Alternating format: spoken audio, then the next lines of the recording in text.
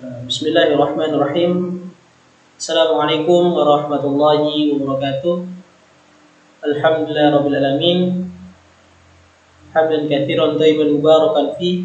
Asyhadu an la ilaha illallah wa asyhadu anna Muhammadar Rasulullah. Baik, perkenalkan nama saya Muhammad Ali Fitra, mahasiswa jurusan Pendidikan Bahasa Arab Yayan Sultan Hamdi Gorontalo semester 6. Pada kesempatan kali ini saya akan menjelaskan pengertian dari supervisi pendidikan, di mana tugas ini merupakan tugas dari mata kuliah supervisi pendidikan. Baik, teman-teman sekalian, para pemirsa, para pendengar yang setia, kita ketahui bersama bahwa maju mundurnya suatu organisasi atau lembaga itu ditentukan oleh suatu pengawasan atau yang kita kenal dengan supervisi. Maka supervisi dalam lembaga memiliki kedudukan yang luar biasa pentingnya dan memiliki peran yang luar biasa pentingnya dalam suatu lembaga, khususnya dalam lembaga pendidikan. Makna supervisi kita ketahui bersama bahwasanya secara umum supervisi yang kita pahami adalah pengawasan. Namun dalam bahasa, supervisi itu berasal dari dua kata, yaitu super dan visi. Atau dalam bahasa Inggris biasanya supervisi itu dikatakan supervision, yang artinya pengawas. Di mana kata supervisi itu juga tadi saya katakan terbagi dari dua kata, yaitu super dan visi. Super yang artinya lebih, dan visi itu lebih kepada awasi. Sehingga makna supervisi ini adalah lebih kepada suatu pengawasan atau suatu kegiatan yang dimana melihat dan mengawasi sesuatu kegiatan yang dilakukan. Sehingga ketika kita gabungkan makna supervisi dan pendidikan, maka saya bisa tarik kesimpulan bahwa supervisi pendidikan merupakan suatu kegiatan yang mengawasi para stakeholder yang berada di lingkungan pendidikan. Selanjutnya, ketika kita membahas makna supervisi, kita tidak bisa hanya sebatas dengan makna pengawasan.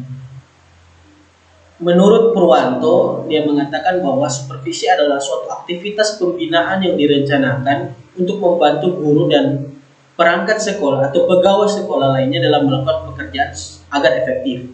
Sehingga dari pendapat Purwanto itu kita bisa menarik kesimpulan bahwasanya supervisi ini bukan hanya sekedar kegiatan pengawasan, tetapi lebih kepada kegiatan pembinaan, kegiatan pengarahan, di mana dari kegiatan itu para supervisor bisa mengarahkan para guru untuk mencapai tujuan yang telah mereka susun, seperti itu.